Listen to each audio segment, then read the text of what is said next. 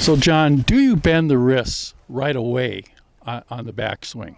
Well, using the whole game is, if you're going to improve your handicap, is really going to largely, if you would jump, if a very good golfer, a pro golfer jumped into a 30 handicapper's golf body, the first thing they would notice is how stiff they are in their wrists and their arms. Very welded. So what you have to do is, as I teach people, you have to practice being with the proper grip, getting used to getting the club up in the air early, because they like to keep it low, and then unfortunately it's coming up into the ball, and that's the topping story. So I have to get people to actually try to win the wrist bending contest going back, so they can bring the club down into the ball, hit the ball, then the ground, versus trying to hover their short iron particularly along the ground, and then when they're coming into the ball, the club is moving up versus down. So you have to practice being able to have, with the short irons now, you're not doing this with drivers, you have to get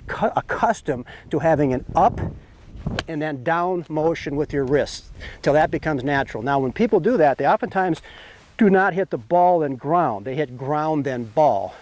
Kind of a jarring effect. So then they go into the scoop mode, which is, they're maybe doing a pretty good job here. They hit about here. Well, I'll do it even, okay? Okay, so that becomes no fun. Now all they did is miss the ball by 2 inches.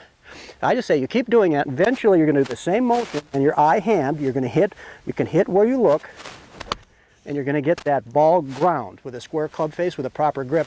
So that would be more wristy-er, that the higher handicapper has to learn, and for their handicap to shrink. But for them, it's almost wrong, because they kind of believe that they've got to be really stiff away from the ball to be accurate on the bottom, but it doesn't work. So with the short irons, you got to practice getting up and down, getting ball, then ground.